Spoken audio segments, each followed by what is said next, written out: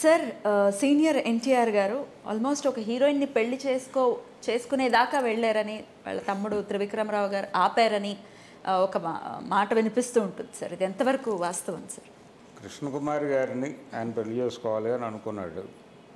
పిచ్చి పుల్లయ్య సినిమా దగ్గర నుంచి వాళ్ళ బ్యానర్లో యాక్ట్ చేసింది ఆవిడ ఎన్ఏటీలో. ఆ క్రమంలోనే ఆవిడని ఈయన ప్రేమించడం జరిగింది. ఆవిడ కూడా ఈయన ప్రేమించడం జరిగింది. వాళ్ళు పెళ్లి చేసుకోవాలి అనుకున్నారు సీరియస్గా. అనుకుని ముహూర్తం కూడా పెట్టేసుకున్నారు. ముహూర్తం కూడా పెట్టేసుకున్న తర్వాత పెళ్ళికి ఆయన బయలుదేరబోయే క్షణంలో వాళ్ళ బ్రదర్ ఒక అల్టిమేటం ఇచ్చాడు ఆయనకి, త్రివిక్రమరావు గారు. అదేంటంటే, నువ్వు ఆవిడ మెడలో తాళి కట్టిన తర్వాత మన తల్లిదండ్రులకి ఒకటే కొడుకు మిగులుతాడు అన్నట్టు. అదేమిటి అంటే, నేను ఆత్మహత్య చేసుకుంటాను నువ్వు అమ్మాయి మెడలో తాళి కడితే అని బ్లాక్మెయిల్ చేశాడు ఒక రకంగా. ఈయన ఆగిపోయాడు. ఈయన ఆగిపోయిన తర్వాత ఆవిడ వెళ్ళిపోయింది అక్కడికి. వీళ్ళు ఒక గుడిలో పెళ్లి చేసుకోవాలనుకున్నారు. ఆవిడకి కమ్యూనికేషన్ లేక ఆవిడ వెళ్ళిపోయింది. అలాగా అని మళ్ళీ ఈయన్నే అడిగాడు, వాళ్ళ తమ్ముడిని అడిగితే దానికి వేరే ఏర్పాటు చేసామన్నారు. వేరే ఇంకో ప్రొడ్యూసర్ వెళ్ళి ఆవిడని వెనక్కి తీసుకొచ్చేసారు. అయిపోయింది. ఆవిడ చాలా సీరియస్గా వీళ్ళ ఇంటికి వచ్చి గొడవ పడింది. తర్వాత ఆవిడ వితిన్ 1 వీక్, వారం రోజుల్లో పెళ్లి చేసేసుకుంది. వేరే ఇంకొక ఆయన్ని, ఒక ఇండస్ట్రియలిస్ట్ని పెళ్లి చేసుకుంది ఆవిడ. కర్ణాటక వెళ్ళిపోయి సెటిల్ అయిపోయింది. ఆవిడ జీవితం హ్యాపీ. ఎన్టీ రామారావు గారు అలా కొనసాగాడు. అప్పటికే ఆయనకు పెళ్ళయి ఉంది కదా సార్? ఆయన ఇండస్ట్రీకి రావడానికి ముందే పెళ్ళయింది. పెళ్ళయింది. కొడుకులు ఉన్నారు. ఆ టైంకి ఆయన పిల్లలు ఉన్నారు. తమ్ముడు, ఉమ్మడి కుటుంబం వాళ్ళది. చాలా కాలం ఉమ్మడి కుటుంబంగానే ఉన్నారు. వాళ్ళ అన్నదమ్ములు ఇద్దరూ విడిపోలేదు. దాదాపుగా ఆయన రాజకీయాల్లోకి రావాలి అనుకున్నప్పుడే కుటుంబం విడిపోయింది. తర్వాత అప్పుడే ఆస్తులు పంచారు. అప్పటి వరకు మొత్తం ఎన్టీఆర్ మీదుగానే నడిచేది వ్యవహారం అంతా. అయితే ఆయన అలా పెళ్లి చేసుకోవాలనుకున్న మాట వాస్తవం. ఆవిడని పెళ్లి చేసుకోవాలి అనుకున్నాడు. అది త్రివిక్రమరావు గారి బ్లాక్మెయిలింగ్తో ఆగింది అన్నమాట. ఓకే. లేకపోతే లక్ష్మీ పార్వతి అనే క్యారెక్టర్ వచ్చి ఉండేది కాకపోవచ్చు. అంటే లక్ష్మీ సెన్టీఆర్ అని రామ్ గోపాల్ వర్మ తీసినప్పుడు ఒక మాట వినిపించింది, కృష్ణకుమారి సెన్టీఆర్ అని కూడా తీయాలి కదా. అలా ఎన్టీ రామారావు గారికి కూడా ఒక ఎఫ్ఐఆర్, అంటే రెండో పెళ్ళి చేసుకుని, అంటే సినిమా పరిశ్రమలో చాలామంది కనిపిస్తారు అలాగే. ఆ రోజుల్లో హీరో రామకృష్ణ, తను కూడా ఆయనకు ఆల్రెడీ మ్యారేజ్ అయిపోయింది. సినిమాల్లోకి వచ్చిన తర్వాత గీతాంజలిని చేసుకున్నాడు ఆయన. అలాగే కృష్ణ విజయ నిర్మలను చేసుకున్నాడు. అలా ఒక పద్ధతి నడిచేది. అది హిందీలోనూ నడిచింది, తెలుగులోనూ నడిచింది. ధర్మేంద్ర, హేమమాలిని లాగా. ఆయనకు అంతకుముందే వివాహమైంది, పిల్లలు ఉన్నారు. ఆయన హేమమాలిని చేసుకున్నాడు. బోనీ కపూర్కి ఆల్రెడీ మ్యారేజ్ అయింది. తర్వాత ఆయన శ్రీదేవిని చేసుకున్నాడు. ఇప్పటిదాకా ట్రెండ్ నడుస్తుంది. అది నడుస్తూనే ఇప్పుడున్న ఆమిర్ ఖాన్ అయితే ఏంటి, ఎవరైనా కావచ్చు. అలా ఎన్టీ రామారావు గారు కూడా రెండో పెళ్లి చేసుకోవాలి అని అనుకున్నాడు ఆయన, కానీ అవలేదు. సో తర్వాత విడిపోవడం వల్ల, అంటే కుటుంబంతో జాయింట్ ఫ్యామిలీ కాకుండా విడిపోయారు కదా, దాని తర్వాత లక్ష్మీ పార్వతి గారిని పెళ్లి చేసుకున్నారు. అవును, రాజకీయాల్లోకి వచ్చిన తర్వాత జరిగింది. అంటే త్రివిక్రమరావు గారు, ఎన్టీ రామారావు గారు సినిమా పరిశ్రమలో ఉన్నంతకాలం ఆయన వెన్నంటి ఉండేవాడు. ఆయన ప్రతి కార్యక్రమం ఆయనే ఆర్గనైజ్ చేసేవాడు. ఈయనకు సంబంధించిన డేట్లు కావచ్చు, ఏదైనా కావచ్చు. ఒక రకంగా ఎన్టీఆర్కి మేనేజర్ ఆయనే. రెండోది, ఎన్టీఆర్ దగ్గర ఒక కోటరీ ఉండేది. అంటే ఆయన వ్యవహారాలు చూసుకోవడానికి ఒక 5-6 డెడికేటెడ్ పీపుల్ ఉండేవాళ్ళు అక్కడ. అట్లూరి పుండరీకాక్షయ్య గారు ఉండేవాడు, ఉప్పలపాటి విశ్వేశ్వరరావు గారు అక్కడే ఉండేవాడు. ఇలా ఒక డివిఎస్ రాజు గారు, ఇలా ఒక బ్యాచ్.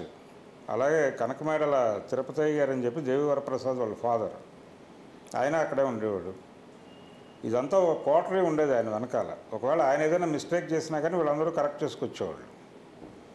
అటువంటి కోటరీ ఉండటం చాలా అరుదు. అది ఎన్టీ రామారావు గారికి అమరింది. అలాగే కృష్ణకి కూడా వాళ్ళ తమ్ముళ్ళు ఉండేవాళ్ళు, 3 తమ్ముళ్ళు ఉండేవాళ్ళు. వాళ్ళు చూసుకునేవాళ్ళు వ్యవహారాలన్నీ. అదే ఎన్టీఆర్ మేజర్ బలం అదే వాళ్ళే. రాజకీయాల్లోకి వచ్చిన తర్వాత త్రివిక్రమరావు గారు దూరం అయ్యాడు ఆయనకి. నిజానికి రాజకీయాల్లో ప్రవేశించడం ఆయనకి ఇష్టం లేదు. అవును. త్రివిక్రమరావు గారికి ఇష్టం లేదు. రామారావు గారు ఎంట్రీ ఇచ్చేశాడు. దాంతో ఆయన మెడ్రాస్లోనే ఉండిపోయాడు. ఆయన హైదరాబాద్ షిఫ్ట్ అవ్వలేదు, అక్కడే ఉండేవాడు. ఆయన ప్రధానంగా ఫైనాన్స్ వ్యాపారం చేసేవాడు, సినిమా ఫైనాన్స్ చేసేవాడు. ఆయన మెడ్రాస్లోనే ఉండిపోయాడు. ఆయన పిల్లలు కూడా అక్కడే ఉండిపోయారు. కళ్యాణ్ చక్రవర్తి, నృపేన్ చక్రవర్తి అని 2 కొడుకులు ఆయనకి. వాళ్ళ పేరుతోనే విజయవాడలో సినిమా హాల్ కట్టించాడు ఎన్టీ రామారావు గారు, కళ్యాణ్ చక్రవర్తి అనే పేరుతో. ఈ రోజుకి ఉంది ఆ థియేటరు, వాళ్ళ పేరుతోనే ఉంది. అది ఒక పెద్ద కాంప్లెక్స్గా మార్చాలనే ప్రయత్నాలు జరుగుతున్నాయి ఇప్పుడు. సో మరి కృష్ణ గారు అయితే పెళ్లి చేసుకున్నారు విజయ్ నిర్మల్ గారిని. మరి వాళ్ళ ఫ్యామిలీ మెంబర్స్ అడ్డుకునే ప్రయత్నం చేయలేదు సార్ అప్పట్లో? లేదు. అంటే పెళ్ళి అయిపోయిన తర్వాత తెలిసింది వాళ్ళకి. ఓకే. సాక్షి సినిమా షూటింగ్ జరిగేటప్పుడు తూర్పుగోదావరి జిల్లాలో పూర్తి అవుట్డోర్లో జరిగింది. అది జరిగినప్పుడు అక్కడ మీసాల కృష్ణుడి గుడి ఉంది గోదావరి జిల్లాలో. ఆ గుడిలో వీళ్ళిద్దరూ మీద ఒక పాట షూటింగ్ జరిగింది, కృష్ణ విజయ నిర్మల మీద. క్లైమాక్స్కి ముందు వచ్చే పాట అది. దాదాపుగా ఇతను తాళి కడతాడు అక్కడ కృష్ణ. ఆ షాట్ అయిపోయిన తర్వాత రాజబాబు చెప్పాడట, ఈ గుళ్ళో పెళ్ళి మీరు ఎలా పెళ్లి చేసుకున్నా కానీ వాళ్ళు భార్యాభర్తలు అవుతారు అని. షూటింగ్లో చేసుకున్నా కూడా అని చెప్పాడు ఇతను. అంటే అదొక సెంటిమెంట్ ఇక్కడ ఉంది అనే విషయం చెప్పాడు. ఆయన తూర్పుగోదావరి జిల్లా వాడే కాబట్టి అది పెద్దగా ఎవరు పట్టించుకోలేదు. ఆ తర్వాత ఒక 5-6 సినిమాలు చేసిన తర్వాత వాళ్ళు పెళ్లి చేసుకోవాలని నిర్ణయం తీసుకున్నారు. తీసుకున్న తర్వాత తిరుపతి వెళ్ళి పెళ్లి చేసుకున్నారు. రాజబాబు కూడా ఉన్నాడు ఆ రోజు ఆ పెళ్లిలో. చంద్రమోహన్ వీళ్ళందరూ పార్టిసిపేట్ చేశారు. ఫస్ట్ అంటే వాళ్ళ పెళ్ళిని యాక్సెప్ట్ చేసి పర్వాలేదు, ఏం కాదు, మీరు హ్యాపీగా కొనసాగచ్చు అని చెప్పి భరోసా ఇచ్చినవాడు నాగయ్య గారు. నాగయ్య గారు సపోర్ట్ చేశాడు, వాళ్ళకి మద్దతు ప్రకటించాడు. ఇండస్ట్రీలో కొంత వ్యతిరేకత వచ్చినప్పటికీ కూడా. అయితే జనరల్గా ఒక డౌట్ ఉంటుంది, హిందూ ఫ్యామిలీస్లో ఈ 2వ మ్యారేజ్ చేసుకోవటం నిషిద్ధము కదా అని. అయితే అవతల వాళ్ళు కోర్టుకు వెళితే వివాదం అవుతుంది తప్ప వెళ్ళకపోతే ప్రాబ్లం ఏం లేదు. కాబట్టి ఆయన ఫ్యామిలీ కోర్టుకు వెళ్ళలేదు, కృష్ణ గారి ఫ్యామిలీ కోర్టుకు వెళ్ళటం కానీ అలా జరగలేదు. రెండోది, ఈయన తన సెకండ్ వైఫ్ని తీసుకెళ్ళి మాట్లాడాడు క్లియర్గా, మీకు ఏ రకమైనటువంటి ఇబ్బంది ఉండదు, మీకు ఇచ్చే ప్రాధాన్యత మీకు ఇస్తాను, వీడికి ఇచ్చే ప్రాధాన్యత వీడికి ఇస్తాను. మీకు నిజానికి అంతకుముందే విజయ నిర్మల గారికి కూడా పెళ్ళయింది. ఒక కుమారుడు నరేష్. ఆయన ఏరోనాటికల్ ఇంజనీర్.